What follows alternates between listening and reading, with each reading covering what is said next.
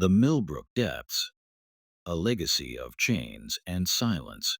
During the spring of 1834, within the undulating hills of central Virginia, a finding was made that would permanently alter our comprehension of the profound depths of human depravity. 47 children, their ages spanning from 6 to 16, were discovered shackled within a cellar under what seemed to be a common farmhouse. The children shared no familial resemblance, communicated in various languages, and when interrogated, could only murmur one name through their weeping: Mother Sullivan. The regional sheriff's account, concealed for more than a century within the Henrico County archives, depicted scenes so deeply unsettling that 3 of the investigating officers resigned from their positions within a single week. What renders this instance genuinely haunting is not merely the terror of what was uncovered, but the blood-chilling comprehension that Constance Sullivan had been managing her warped venture for over 20 years without discovery. The children addressed her as mother, but the reality behind that designation would prove significantly more malevolent than anyone might have conceived. Before we proceed with the narrative of the Sullivan family and their unspeakable secrets, I wish to pose a significant question to you. This channel does not cater to everyone, solely to the most courageous individuals who dare to face the most shadowy sections of American history. If you have progressed this far, you are distinct from most people. You comprehend that certain truths are too horrifying to disregard, irrespective of how deeply they unsettle us. Therefore, press that subscribe button and become part of our community of authentic mystery hunters. And inform me in the comments, from which state are you listening? Do you possess the bravery to hear accounts such as this from your own local area? The question that tormented investigators then and continues to baffle historians today is how such an extensive operation could have remained unnoticed for such a duration within a tightly knit rural society. The Virginia of 1834 was a territory suspended between 2 eras. The antiquated plantation structure continued to rule the social scenery, while murmurs of industrial transformation drifted downward from the north. Within this setting, the minor agricultural community of Milbrook, an assembly of possibly 50 families dispersed across the mild inclines of Henrico County, exemplified the standard American rural settlement of the period. The majority of inhabitants cultivated tobacco or corn, conducted trade at Henderson's General Store, and assembled for communal events at the single-room schoolhouse that also functioned as a community meeting space. The Sullivan estate was situated on the periphery of this community, a humble 2-story wooden farmhouse encircled by nearly 200 acres of superior agricultural terrain. To any voyager journeying along the dusty road linking Milbrook to Richmond, the Sullivan farm seemed completely ordinary. The house itself, constructed in the Federal style fashionable throughout the 1810s, displayed white-painted clapboard exterior and a surrounding porch, characteristic of Virginian architecture. A red barn stood 60 yards behind the house, with a chicken co-op and smokehouse finalizing the standard farmstead arrangement.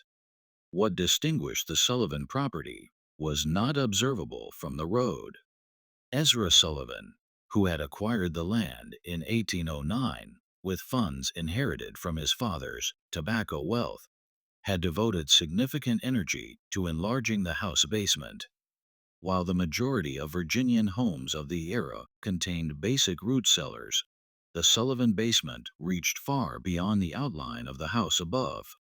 Local artisans recalled being employed for assorted digging projects during the 1810s and 1820s, though none had observed the finished work. Ezra compensated generously and with cash, requesting only that the laborers concentrate on their designated segments rather than the complete undertaking. Constance Sullivan, Ezra's spouse, had come to Milbrook in 1811 as a 22-year-old bride. Neighbors remembered her as an attractive woman with dark hair and an exceptionally gentle voice. She dressed plainly yet tidily, attended Methodist church services when health allowed, and upheld a reputation for benevolent deeds. When approached about contributing to community initiatives, Constance would invariably clarify that she and Ezra were already tending to several orphaned children from her family in Pennsylvania. The agreement, she elaborated, was provisional, merely until appropriate permanent residences could be located. This clarification appeased the community's curiosity regarding the occasional sightings of children around the Sullivan property. Mrs. Henderson at the general store would occasionally observe a young face gazing from the Sullivan wagon when Constance visited town for provisions. The children never spoke, but Constance would clarify that they were timid, distressed by the loss of their parents, and required time to acclimate to their new situations. The community, acquainted with the tragedy of orphaned children in an epoch of high mortality rates, accepted these explanations without doubt. Thomas Henderson, who managed the general store, later recollected that Constance Sullivan was among his most dependable patrons. Every fortnight, she would appear with a meticulous list and sufficient currency to buy considerable amounts of basic foodstuffs: flour, cornmeal, salt, pork, molasses, and other essentials. The quantities appeared substantial for a couple without children, but when Thomas noted this, Constance would remind him about the orphan children. She also procured abnormal quantities of elementary medicines, explaining that children from impoverished situations frequently arrived with diverse ailments necessitating treatment. The Sullivan farm functioned on a timetable that perplexed certain neighbors. While most farming families rose with the sun and labored until sunset, activity at the Sullivan property often persisted well into the night. Illuminations could be observed in the farmhouse windows at odd hours, and the noise of hammering or construction work occasionally resonated across the fields during the night. When questioned about these activities, Ezra would explain that he was making enhancements to accommodate the increasing number of children under their care. Dr. Marcus Whitfield, the itinerant physician who served the Milbrook region, remembered being summoned to the Sullivan farm on multiple occasions throughout the 1820s and early 1830s. Each instance, he was informed that one of the orphan children had become ill and required medical attention. However, Dr. Whitfield was never allowed to examine the children directly. Instead, Constance would describe the symptoms and demand specific medications. When the doctor insisted on seeing his patients, Constance would explain that the children were too afraid of strangers, too traumatized by their experiences to permit examination by unfamiliar men. The deceit was so thorough that even the local pastor, Reverend Samuel Matthews, had faith in the Sullivan family's charitable work.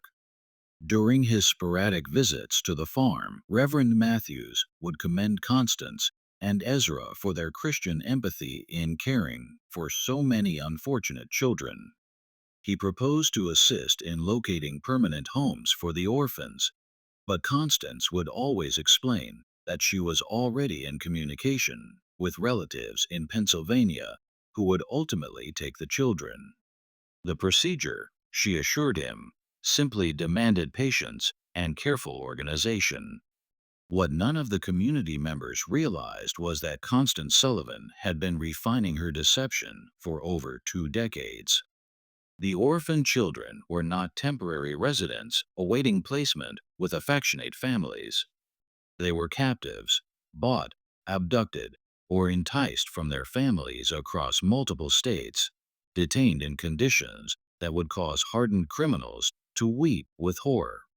The discovery that would reveal the Sullivan family's horrific secrets commenced with a sequence of seemingly disconnected events in the initial months of 1834.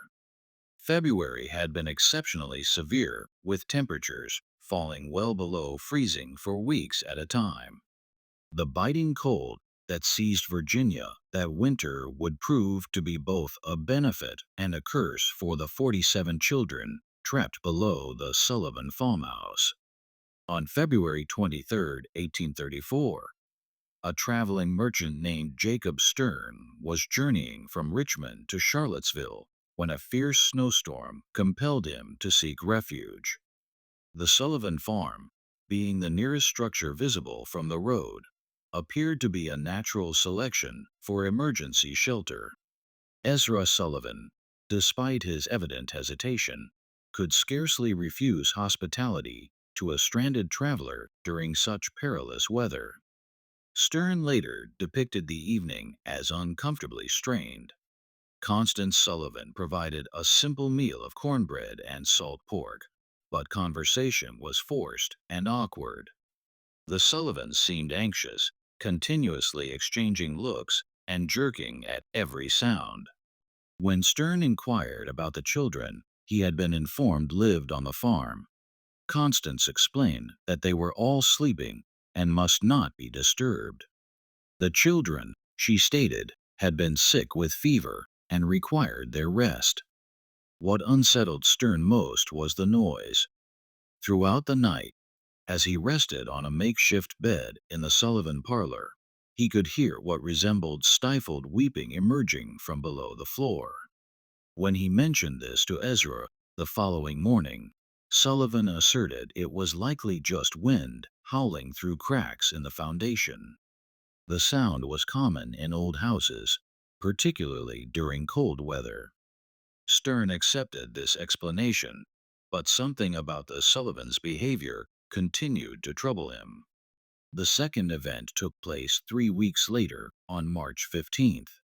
Mary Catherine Flynn, a young Irish immigrant traveling with her family to seek employment in the tobacco fields around Richmond, became separated from their group during a river crossing.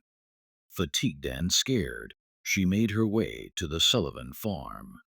As darkness descended, Constance Sullivan took her in, offering food and shelter for the night. Mary Catherine was never seen alive again. When her family reported her missing to the sheriff in Richmond, they described their last known position and the direction Mary Catherine had been heading. A search party was organized, but the vast expanses of Virginia wilderness made locating a single missing person nearly impossible.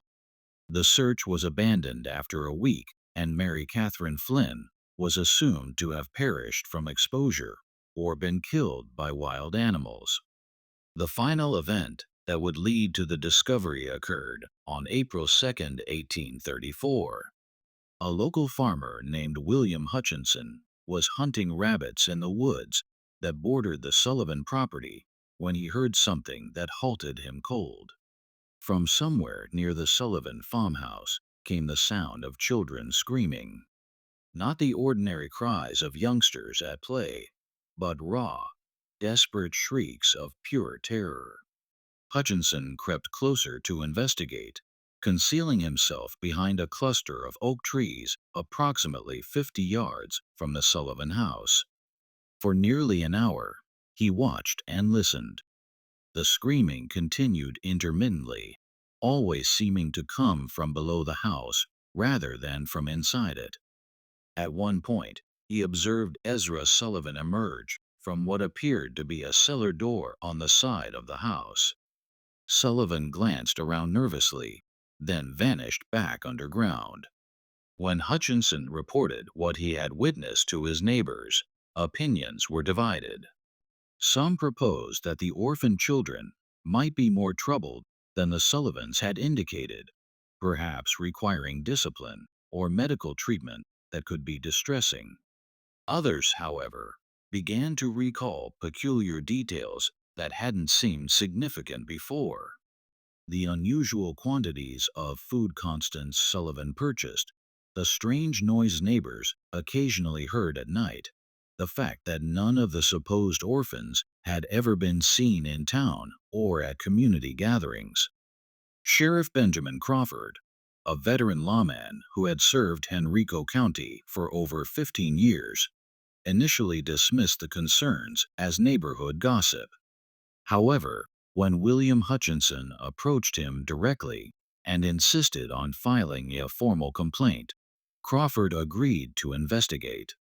The law obligated him to follow up on reports of potential child abuse regardless of his personal opinion of the accusers.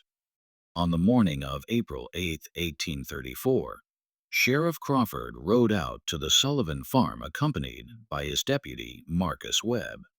They arrived just after sunrise, anticipating conducting a routine inspection that would put the community rumors to rest.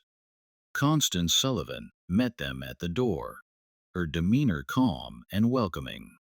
She invited the officers inside for coffee and expressed concern about the gossip circulating in the community. The conversation began normally enough.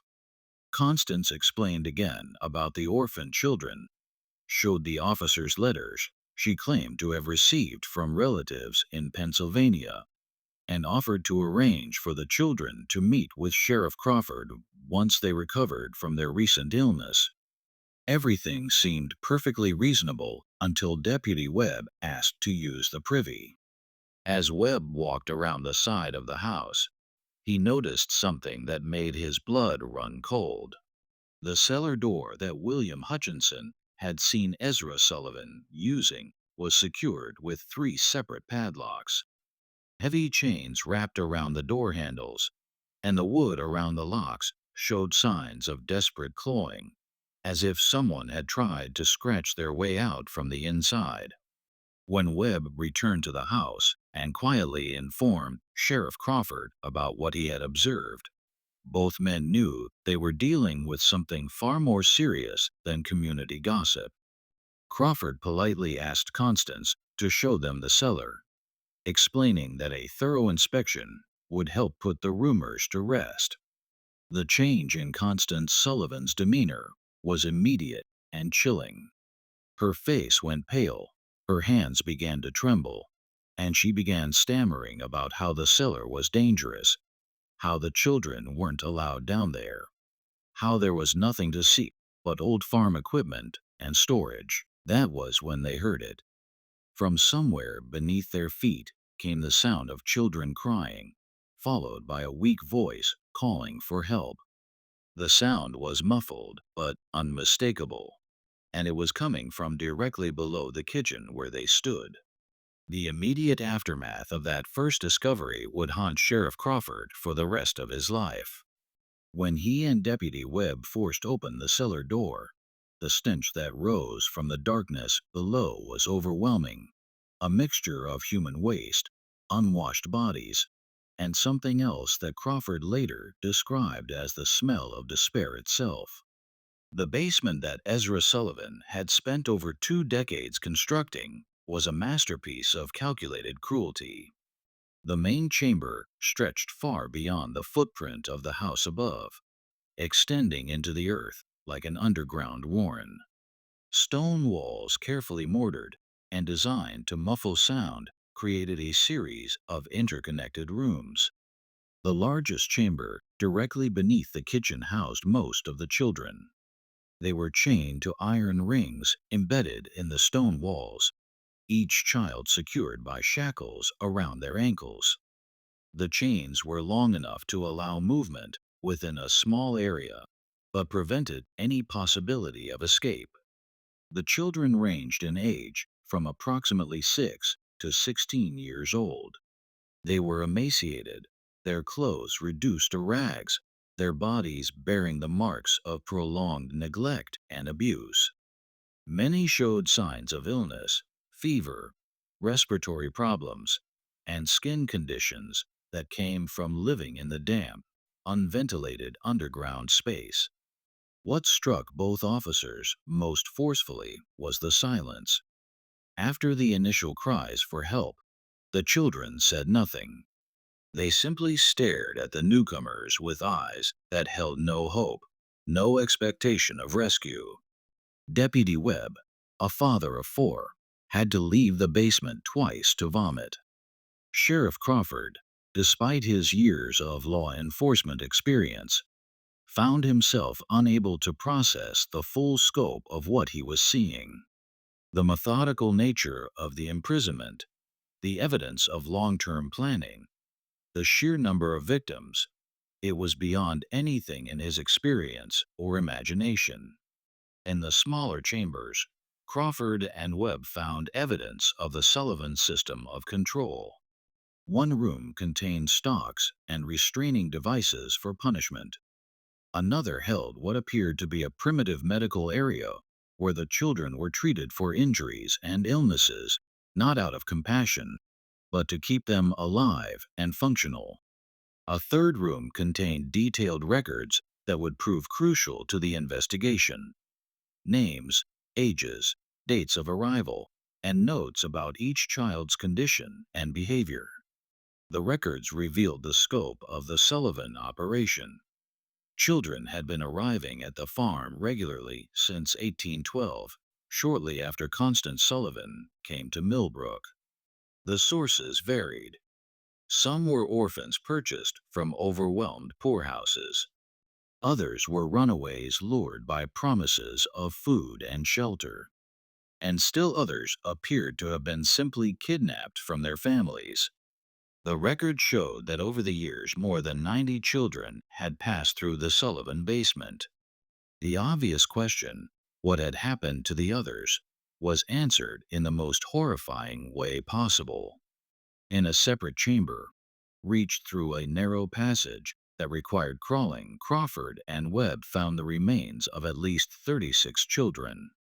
Some appeared to have died from illness or malnutrition. Others showed signs of violence. All had been buried in shallow graves beneath the basement floor, their bodies covered with lime to control odor and decay. The investigation that followed the initial discovery would continue for months as authorities struggled to understand how such a massive criminal enterprise had operated undetected for over 2 decades. The answer lay in Constance Sullivan's genius for deception and her understanding of human psychology. She had created a persona that was almost perfectly designed to avoid suspicion in a rural 1830s community. The character of the charitable woman caring for orphan children appealed to the community's Christian values while explaining away any unusual aspects of the Sullivan household. The story of traumatized children who were too frightened to interact with strangers provided a ready excuse for why the supposed orphans were never seen in public. The claim that permanent homes were being arranged with distant relatives explained why the children never seemed to leave the farm. Even more cleverly, Constance had created multiple layers of protection for her operation. The children were taught to call her mother, ensuring that if anyone ever overheard them, it would seem like a natural family relationship. The few times children had been glimpsed by outsiders, they had been carefully coached to remain silent and appear shy rather than terrified. The substantial food purchases were explained by the presence of multiple children, while the medical supplies were justified by the supposed poor health of orphaned youngsters. The physical setup of the operation was equally well planned. The basement construction had been spread over many years with different workers handling different aspects of the project. No single craftsman had seen the complete layout or understood the true purpose of the modifications. The soundproofing was effective enough that even close neighbors rarely heard anything suspicious. And when they did, the sounds could be explained as ordinary farm activities or the normal noise of children playing. Perhaps most disturbing was the psychological control system that Constance had developed. The children were told that they had been abandoned by their families, that no one was looking for them, and that the outside world was dangerous and hostile. Those who behaved properly were given slightly better food and living conditions. Those who caused trouble were subjected to punishments that served as examples to the others. Over time, most of the children accepted their captivity as simply the way their lives were meant to be. The community's reaction to the discovery was one of complete shock and disbelief. Many residents initially refused to believe that Constance Sullivan, the quiet woman who had lived among them for over 20 years, could be capable of such monstrous acts. Some suggested that she must have been coerced by her husband, or that the whole situation was somehow a misunderstanding. These denials became impossible to maintain as more evidence emerged. The detailed records found in the basement included not just information about the children, but also correspondence with criminal contacts in other states. Constance Sullivan had been part of a network that trafficked in children, buying and selling young victims across state lines. The Sullivan farm was just one operation in a larger criminal enterprise that stretched from Pennsylvania to Georgia. As Sheriff Crawford delved deeper into the Sullivan case, disturbing patterns began to emerge that suggested the operation was far more sophisticated than initially believed. The correspondence found in the basement revealed that Constance Sullivan had been in regular contact with at least 12 other individuals across 5 states, all apparently involved in similar activities. The letters, written in a simple code that was eventually deciphered, discussed merchandise deliveries and quality control in language that clearly referred to human trafficking. One letter, dated just 3 months before the discovery, came from someone identified only as Morrison in Philadelphia. Morrison wrote that he had 6 new items of varying ages and conditions that would be suitable for your requirements. The letter included detailed descriptions of the children, their approximate ages, and their physical conditions. Most disturbingly, it included notes about their temperaments, which children were compliant and which might require additional training.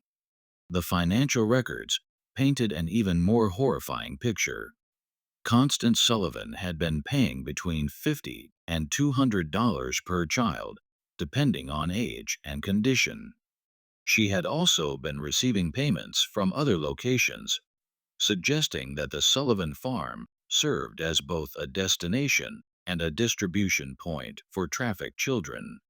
The total amount of money involved was staggering for the time period, over $8,000 in transactions over 2 decades, equivalent to several hundred thousand in modern currency. Dr. Marcus Whitfield, the traveling physician who had been called to the Sullivan farm on several occasions, became a key witness as the investigation expanded. Under questioning, he revealed that Constance Sullivan had always been unusually specific about the medications she requested. She had detailed knowledge of treating malnutrition, respiratory infections, and other conditions common in severely neglected children. She had also asked for sedatives and other drugs that could be used to control difficult prisoners. The doctor's testimony led to another chilling realization. Constance Sullivan had been systematically studying how to keep large numbers of children alive under conditions of extreme deprivation. The medical supplies she purchased, the questions she asked, even the layout of the basement, everything was designed to maximize the survival rate of her prisoners while minimizing the resources required to maintain them. Local businessman Thomas Henderson provided additional pieces of the puzzle. A review of his sales records showed that Constance Sullivan had been purchasing increasing quantities of basic supplies over the years. What appeared to be the growing needs of a charitable household was actually evidence of an expanding criminal operation.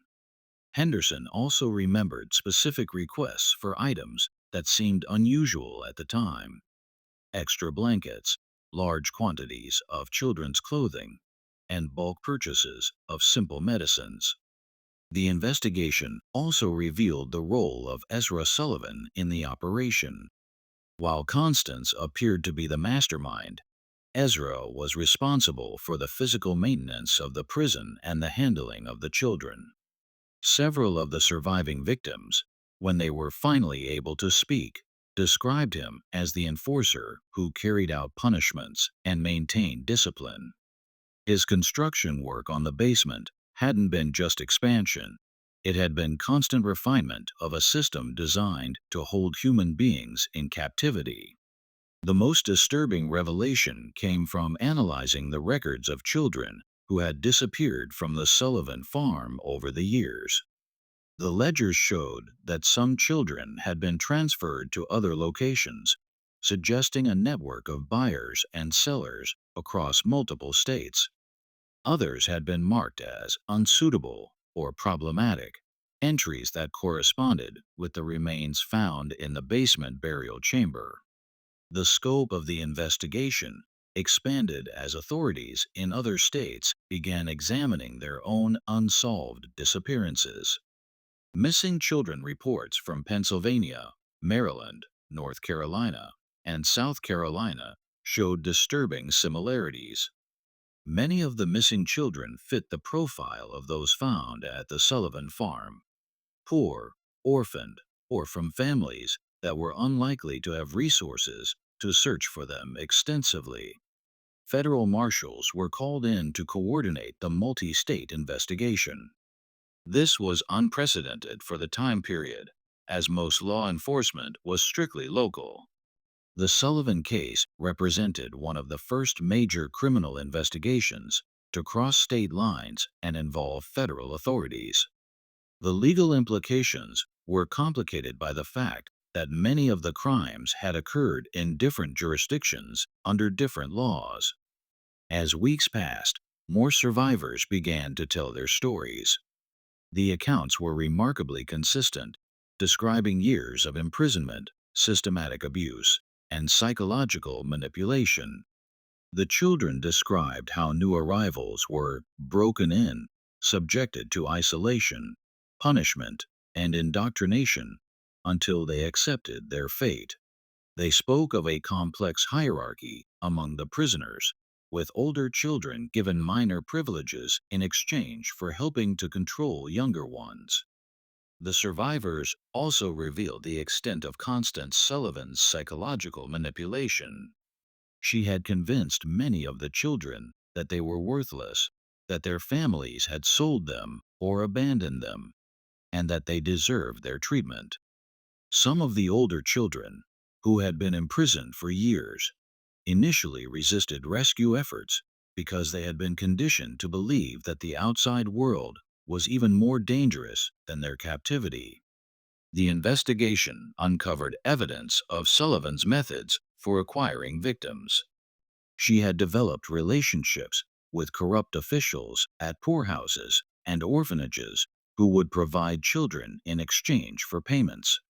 She had also cultivated contacts among criminal elements in major cities who could identify vulnerable children, runaways, street orphans, and others who wouldn't be missed immediately. Perhaps most chillingly, the record showed that the Sullivan operation had been expanding in recent years. The number of children being held had increased, and there were plans in the correspondence for establishing similar facilities in other locations. The discovery at the Sullivan farm had apparently interrupted a criminal enterprise that was on the verge of becoming a much larger operation. The breakthrough that would lead to the complete exposure of the Sullivan network came from an unexpected source. Among the surviving children was a girl named Rebecca, approximately 14 years old, who had been held longer than any of the others. Unlike the other children who had been broken by their ordeal, Rebecca had maintained a spark of defiance and an extraordinary memory for details. Rebecca had been kidnapped from her family's farm in Pennsylvania in 1829 when she was just 9 years old. She remembered everything about her capture, how a woman claiming to be a distant relative had arrived at their farm, how she had been lured away with promises of sweets and a ride to town, how she had awakened chained in the Sullivan basement. More importantly, she remembered every conversation she had overheard between Constance Sullivan and the various visitors who had come to the farm over the years. Rebecca's testimony revealed that the Sullivan operation was just one part of a much larger network. She had heard Constance discussing other farms, other locations where children were being held. She remembered names, dates, and details about shipments of children being moved between different facilities. Her information provided law enforcement with their first comprehensive picture of the scope of the criminal enterprise. The most significant revelation came when Rebecca described a visit that had occurred just 2 weeks before the discovery. A well-dressed man had arrived at the farm in an expensive carriage accompanied by 2 other men. Rebecca had been selected along with 3 other children to be inspected by the visitors. The man had examined them carefully, checking their teeth, their muscle tone, and their general health like a buyer evaluating livestock. The visitor had ultimately decided not to purchase any of the children, complaining that they were too damaged for his purposes. However, he had left behind a letter containing detailed specifications for the type of children he wanted to purchase. The letter, which was found among Constance Sullivan's papers, described requirements for children of specific ages, physical characteristics, and temperaments. The language was cold and businesslike, discussing human beings as commodities to be bought and sold. The letter was signed H. Blackwood and included a return address in Charleston, South Carolina. When authorities investigated, they discovered that Henry Blackwood was a wealthy plantation owner who had been purchasing children for years, ostensibly as household servants, but actually for purposes that the investigation would reveal to be even more sinister than the Sullivan operation. The Blackwood connection opened up an entirely new dimension of the case. Southern plantation owners, it appeared, had been using the child trafficking network to acquire workers who would be completely under their control. Unlike enslaved people who had some legal protections and whose disappearance might be noticed, trafficked children could be worked to death with no legal consequences. They had no families to search for them, no legal status to protect them, and no hope of escape. The investigation of the Blackwood connection revealed that several other prominent Southern families had been involved in similar purchases. The children were being used not just as laborers, but as subjects for medical experiments, as targets for violent entertainment, and for purposes that the investigators found too disturbing to document fully in their official reports. As the scope of the criminal network became clear, the investigation faced increasing resistance from powerful interests. Several of the families involved in purchasing children had significant political connections and substantial resources to protect themselves. Threats began to be made against investigators, witnesses, and even the surviving children. Sheriff Crawford received anonymous letters warning him to drop the investigation. Deputy Webb was attacked by unknown assailants while walking home from work. Dr. Whitfield found his medical practice suddenly boycotted by several prominent patients. The pressure was clearly designed to intimidate law enforcement and prevent the full extent of the network from being exposed.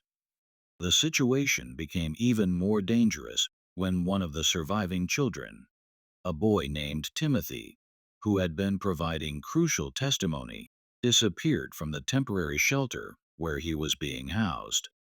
A search was conducted, but Timothy was never found. The message was clear.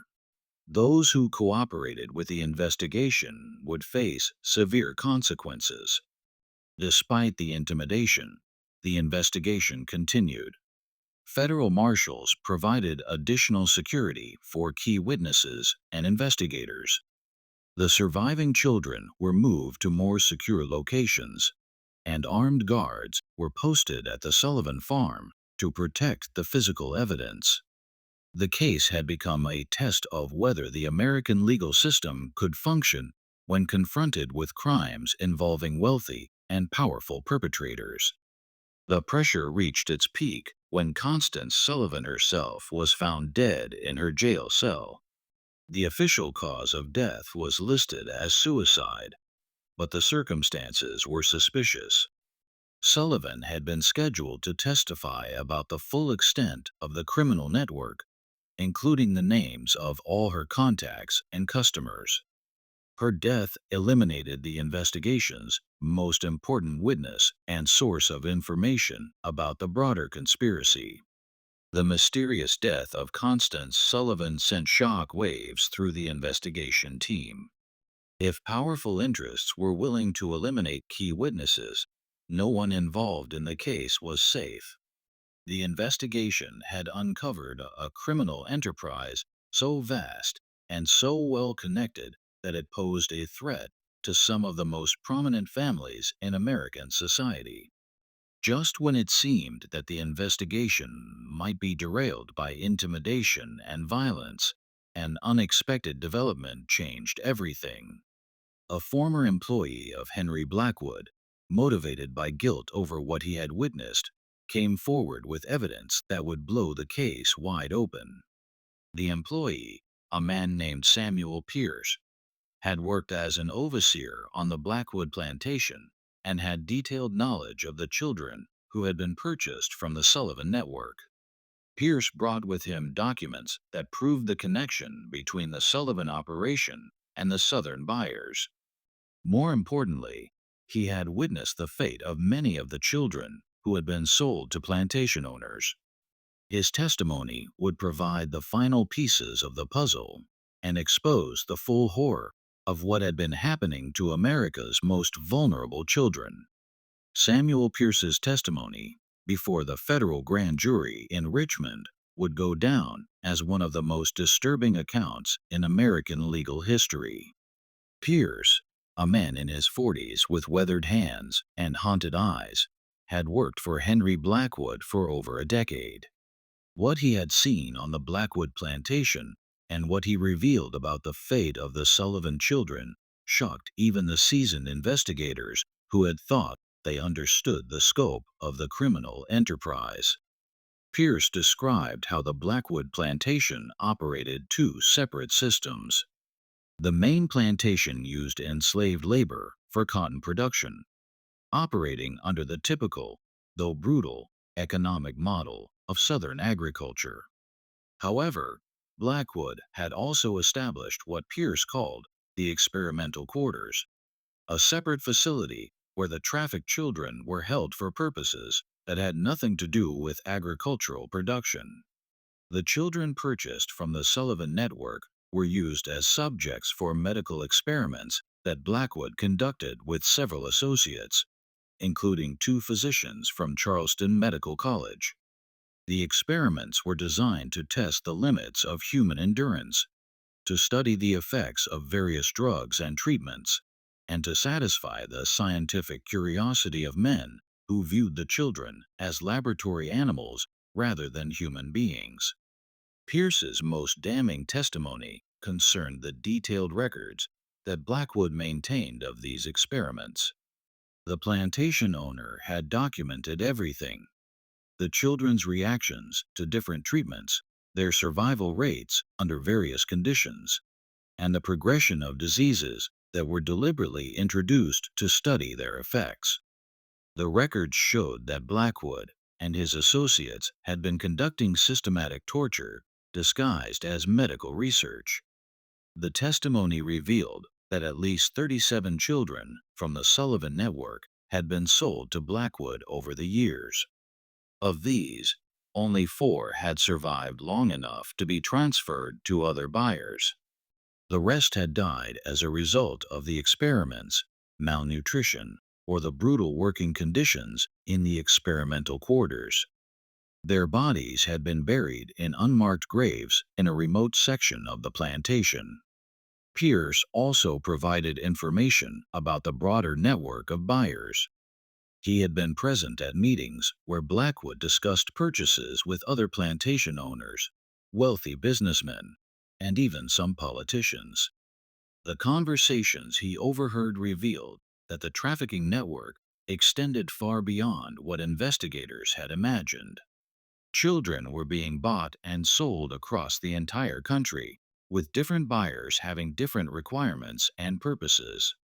The most shocking revelation came when Pierce described a gathering he had witnessed in the fall of 1833. Blackwood had hosted what he called a demonstration for potential buyers from across the South. The event was designed to showcase the quality of the children available through the network and to demonstrate the various uses to which they could be put. Pierce's description of this gathering was so disturbing that several members of the grand jury had to leave the room.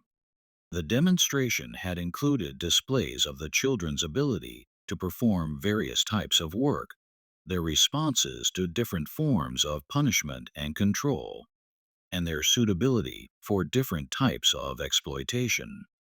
The buyers had been encouraged to examine the children closely, to test their reactions, and to place orders for specific types of victims. The entire event had been conducted with the casual, business-like atmosphere of a livestock auction. Pierce's testimony also revealed the financial scope of the network. The prices paid for children varied dramatically based on their age, physical condition, and intended use. Younger children who could be more easily controlled and conditioned commanded higher prices. Children with specific physical characteristics or abilities were sold at premium rates. The total amount of money involved in the network was estimated to be in the hundreds of thousands of dollars, a fortune for the time period. The investigation team used Pierce's information to coordinate raids on multiple locations across the South. Federal marshals, working with local law enforcement, simultaneously struck at plantations, warehouses, and other facilities where trafficked children were being held. The raids were conducted in secrecy to prevent the destruction of evidence and the escape of key perpetrators. The results of the coordinated raids were staggering. Over 100 additional children were rescued from various locations. Physical evidence was seized that documented the full extent of the trafficking network, including financial records, correspondence, and detailed logs of purchases and sales. Several prominent individuals were arrested, including Henry Blackwood, 2 physicians from Charleston Medical College, and a state legislator from Georgia who had been one of the network's best customers. The evidence seized during the raids painted a picture of systematic evil that shocked the nation. The trafficking network had been operating for over 30 years, had involved dozens of major buyers and sellers, and had victimized hundreds of children. The level of organization and sophistication was unprecedented for any criminal enterprise of the time period. The medical experiments conducted by Blackwood and his associates were documented in horrifying detail.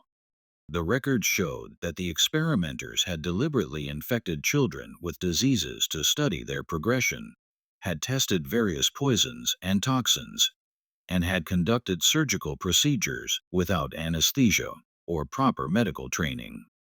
The children had been treated as disposable research subjects, their lives valued only for the scientific knowledge that could be extracted from their suffering.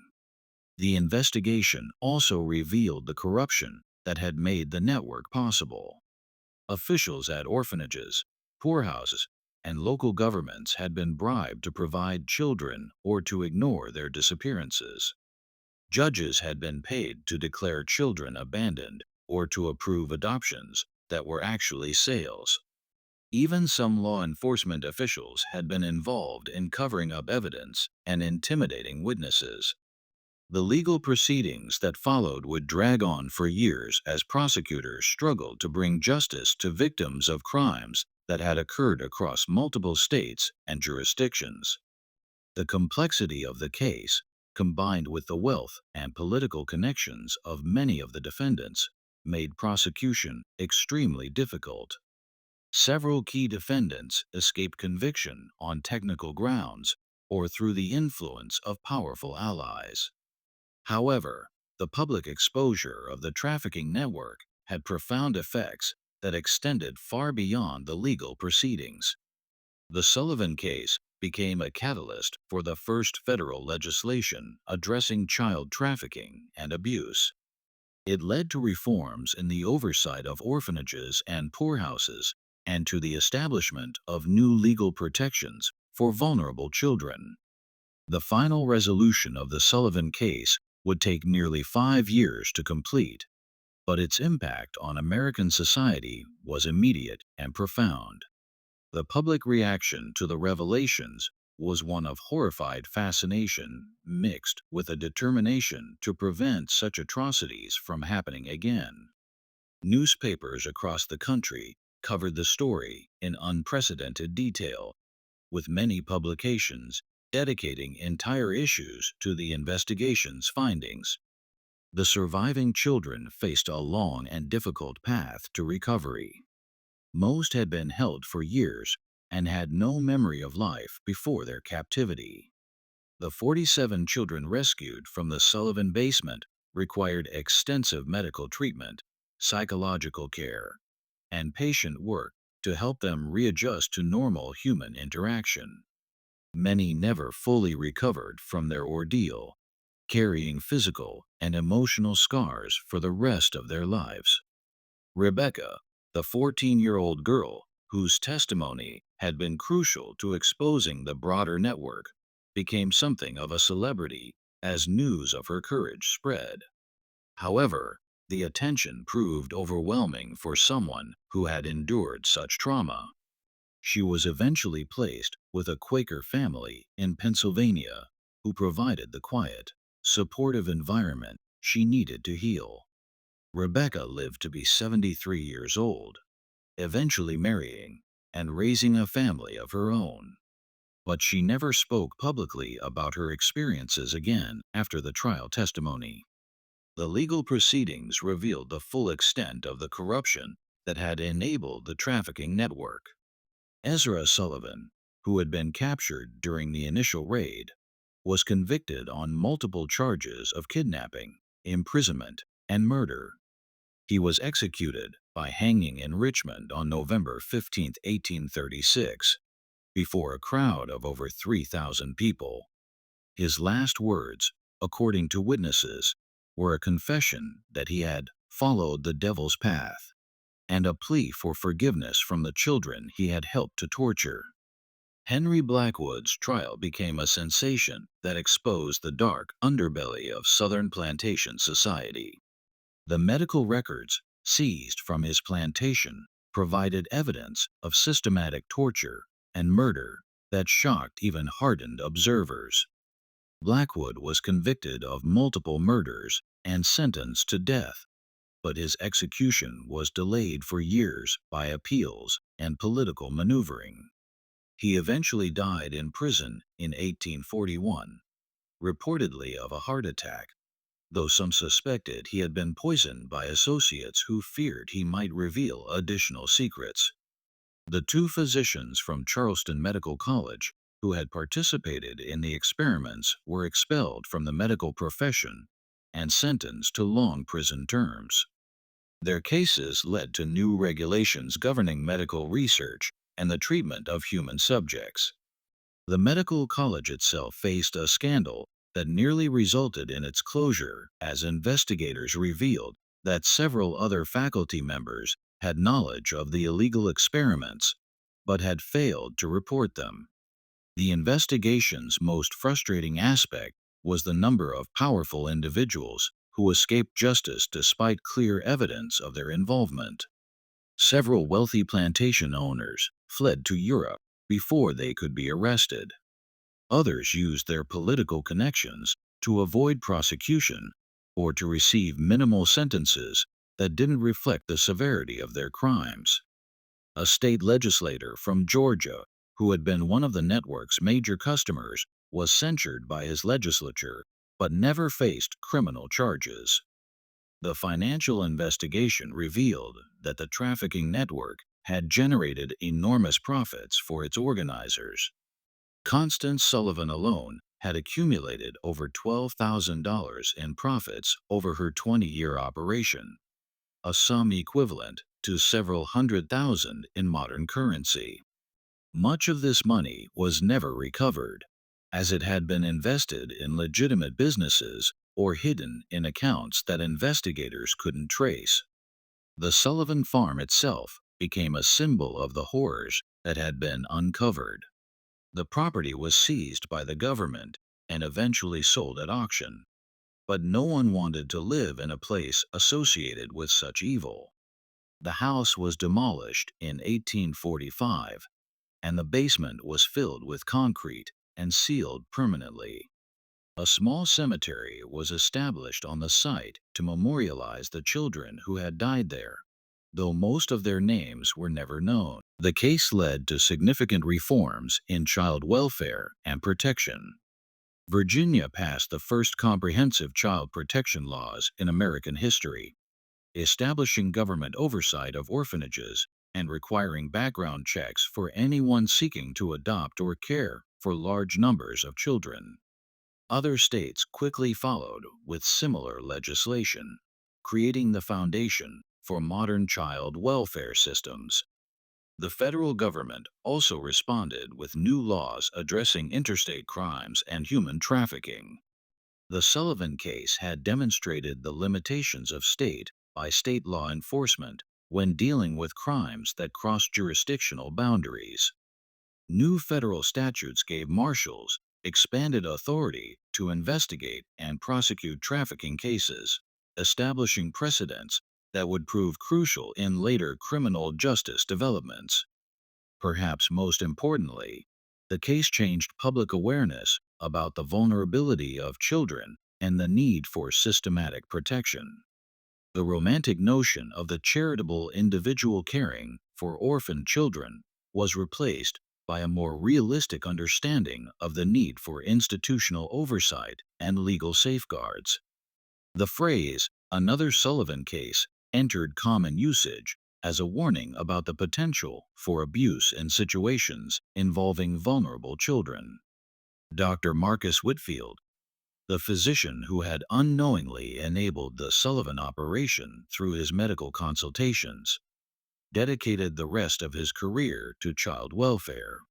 He established free clinics specifically for orphaned and abandoned children and became an advocate for reforms in medical practice that would prevent physicians from being manipulated by criminals. His later writings on medical ethics were influenced heavily by his experience with the Sullivan case. Sheriff Benjamin Crawford, who had led the initial investigation, was promoted to federal marshal and spent the rest of his career pursuing similar cases. He became one of the first law enforcement officials to specialize in crimes against children, developing investigative techniques and procedures that would be used for decades. Crawford's detailed reports on the Sullivan case became required reading for law enforcement officers across the country. The children's stories, as they emerged over the years, revealed the full scope of human resilience and the long-term effects of systematic abuse. Some, like Rebecca, were able to build relatively normal lives with proper support and care. Others struggled with mental illness, addiction, and other problems that stemmed from their traumatic experiences. A few never recovered at all. dying young from complications related to their years of imprisonment and abuse. The network's correspondence, which had been preserved as evidence, provided investigators with information that led to additional cases for years after the initial discovery. Letters found in the Sullivan basement contained references to other operations, other victims, and other perpetrators. Some of these leads resulted in successful prosecutions, while others led to dead ends or situations where too much time had passed to gather sufficient evidence. One of the most haunting aspects of the case was the realization that the Sullivan operation had been just one part of a much larger system of exploitation that had existed largely undetected for decades. The investigation revealed that similar networks had operated in other parts of the country, that children had been bought and sold like commodities throughout American history, and that the legal and social systems had been inadequate to protect the most vulnerable members of society. The case also highlighted the role of community responsibility in preventing such atrocities. The residents of Milbrook, who had lived for 20 years next to one of the most horrific crime scenes in American history, struggled with guilt and self-examination. How had they failed to see what was happening? What signs had they missed or ignored? Could they have prevented the suffering if they had been more vigilant or suspicious? These questions led to broader discussions about the obligation of communities to watch out for their most vulnerable members.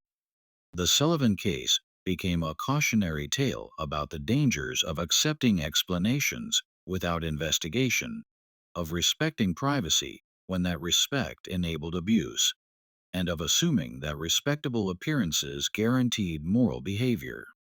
The legacy of the Sullivan case extended far beyond the immediate legal and social reforms it inspired. The detailed documentation of the investigation, including the correspondence, financial records, and testimony, became an invaluable resource for understanding the history of crime and exploitation in America. Historians, criminologists, and social reformers would study the case for generations, using it to understand how systematic evil could flourish in apparently normal communities. In the end, the Sullivan family's reign of terror was brought to an end, not by sophisticated police work or advanced investigative techniques, but by the simple courage of ordinary people who refused to ignore obvious signs of trouble. William Hutchinson's decision to report what he had heard, Sheriff Crawford's willingness to take community concerns seriously, and Rebecca's determination to testify despite her trauma. These individual acts of moral courage were what ultimately exposed one of the most horrific criminal enterprises in American history. The basement where 47 children were found chained has been sealed for over a century. But the echoes of their suffering continue to remind us of the importance of vigilance, courage, and compassion in protecting those who cannot protect themselves. The Sullivan case stands as both a testament to human evil and a reminder of the power of individual conscience to overcome even the most entrenched systems of exploitation and abuse. If this story has given you chills, you understand why these dark chapters of American history must never be forgotten. Just when we thought we'd seen it all, the horror in places like the Sullivan farm intensifies our understanding of how evil can hide behind respectable facades. If this story is giving you chills, share this video with a friend who loves dark mysteries. Hit that like button to support our content. And don't forget to subscribe to never miss stories like this. Let's discover together what other secrets lie buried in America's past. This mystery shows us that evil often wears the mask of respectability and that the most horrific crimes can be committed by those who appear most normal to their communities. What do you think of this story? Do you believe everything was revealed, Or are there still secrets buried in the Virginia hills? Leave your comment below. If you enjoyed this tale and want more horror stories like this, subscribe, hit the notification bell, and share with someone who loves mysteries. The darkness of American history has many more secrets to reveal, and we'll be here to uncover them all. See you in the next video.